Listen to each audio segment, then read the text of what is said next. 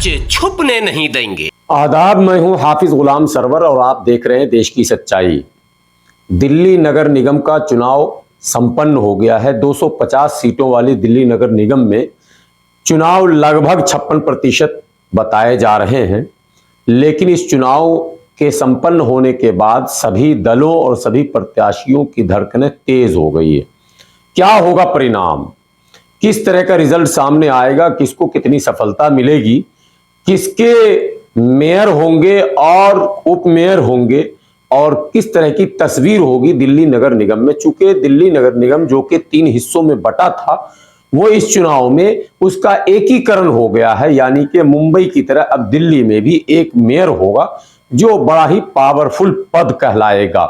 बहरहाल इस पूरे 250 सीटों में किनको किस तरह की सफलता मिल रही है, कैसी हवा थी, कैसी बयार थी, तकरीबन 40 से 50 हजार मतदाताओं से, यानी अलग अलग वर्गों के मतदाताओं से देश की सच्चाई ने खुफिया सवाल किए थे और उस तमाम सवाल के जवाबों का मूल्यांकन करने के बाद देश की सच्चाई इस नतीजे पर पहुंची है कि 250 सीटों वाली दिल्ली नगर निगम में जो तस्वीर होगी वो लगभग इस तरह की होगी, जिसमें मेयर का पद फिर घूम फिर कर भारतीय जनता पार्टी के खाते में जाता दिख रहा है। जी हां, इससे पहले भी तीनों नगर निगम में भारतीय जनता पार्टी का कब्जा था और लगातार 15 वर्षों से भारतीय जनता पार्टी दिल्ली के नगर निगम पर राज करती चली आ रही है। ऐसे में यह बड़ा सवाल पैदा होता है कि मुख्यमंत्री अरविंद केजरीवाल जो लगातार ये प्रयास कर रहे थे कि इस बार दिल्ली में अगर केजरीवाल की सरकार है तो केजरीवाल का ही पार्षद हो, जो कि आपने लाखों होर्डिंग्स ऐसे देखे होंगे। अनेकों प्रयास किए गए, कांग्रेस भी बहुत कोशिश करती रही कि मतदाताओं का रुझान पूरी तरह से मेरी तरफ आ जाए और एक बड़ा बदलाव हो, लेकिन तस्वीर जो सामने आ रही है, देश की सच्चाई का जो अपना आकलन है, जो सर्वे है और जो जिस नतीजे पर, संभावित नतीजे पर जो मैं पहुंच रहा हूं, उसमें यह लग रहा है कि 250 सीटों वाले दिल्ली नगर निगम में लगभग 110 सीटें भारतीय जनता पार्टी के खाते में जाती दिख रही हैं।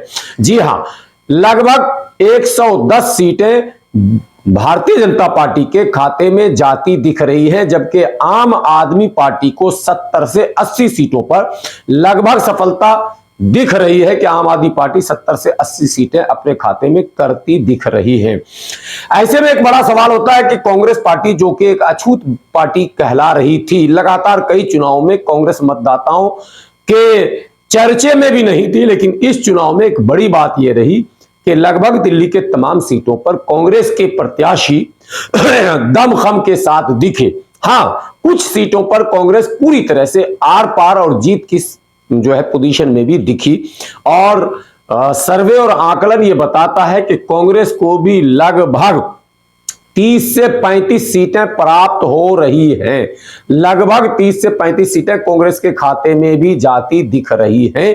ये एक बड़ा संकेत है और बड़ा उलटफेर भी कहा जा सकता है। अगर नतीजे इससे थोड़े भी दाएं बाएं हुए, यानी कांग्रेस को अगर 35 से 40 सीटें और आम आदमी पार्टी को 100 सीटों से 2-4 ज्यादा हो गया, तो फिर मेयर पद का मामला भारतीय जनता पार्टी के हाथों से भी खिसक सकता है। इसलिए कि जमुना पार के इलाके में जहां कई सीटें ऐसी हैं, 7 से 8 सीटें ऐसी हैं जहां एमआईएम, कांग्रेस, आम आदमी पार्टी और भारतीय जनता पार्टी का चतुष्कोणीय मुकाबला देखने को मिला।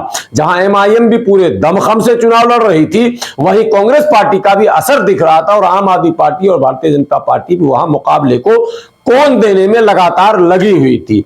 ऐसे में सर्वे और आकलन ये बताता है कि यहां एमआईएम भी शानदार उपस्थिति दर्ज करा रही है और लगभग 4 सीटों पर पूरी तरह से एमआईएम जीतती हुई दिख रही है, जबकि 7 सीटों पर पूरी तरह से मुकाबले में है, यानी परिणाम कुछ भी हो सकता है।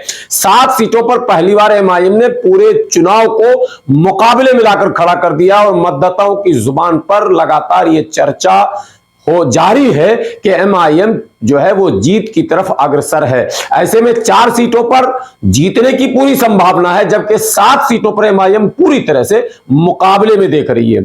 4 से 5 ऐसी सीटें भी दिखी जहां निर्दलीय प्रत्याशी ने सारे मुकाबले को अपनी तरफ खींच लिया है, यानी तमाम दल बेदम दिख रहे थे और निर्दलीय प्रत्याशी पूरी तरह से दमखम के साथ मुकाबले को अपने पक्ष में करने में लगे थे और मतदाताओं का रुझान भी उन निर्दलीय प्रत्याशियों की ओर भी दिखा। ऐसे में तस्वीर अगर संभावित परिणाम को सच मान लिया जाए तो तस्वीर तो साफ है कि भारतीय जनता पार्टी का ही मेयर होगा, लेकिन हां यह जरूर कहा जाएगा कि पहली बार दिल्ली नगर निगम में विपक्ष भी मजबूत भूमिका में नजर आ रही है, जो कि इससे पहले नहीं हो रहा था। और दूसरी तस्वीर यह कि कांग्रेस भी इस बार मतदाताओं के लिए स्वीकार्य पार्टी मानी जाने लगी, यानी कई सीटों पर। और विशेषकर एक महत्वपूर्ण बात यह कि मुस्लिम मतदाताओं में भी कांग्रेस इस बार कहीं ना कहीं चर्चे में रही और कुछ सीटों पर आम आदमी पार्टी से बेहतर विकल्प मुस्लिम मतदाताओं ने कांग्रेस को माना भी है। ऐसे में कांग्रेस का पक्ष भी पहले से काफी मजबूत दिख रहा है। बस एक दिन का इंतजार कीजिए, 24 घंटे के अंदर अंदर आपको रुझान भी आने लगेंगे और पता चलने लगेगा। चूंकि अभी तमाम दल अपना खुफिया सर्वे भी कर रहे हैं कि वोट कितना पड़ा, कैसे पड़ा, किस तरफ टर्न हुआ और परिणाम क्या हो सकता है।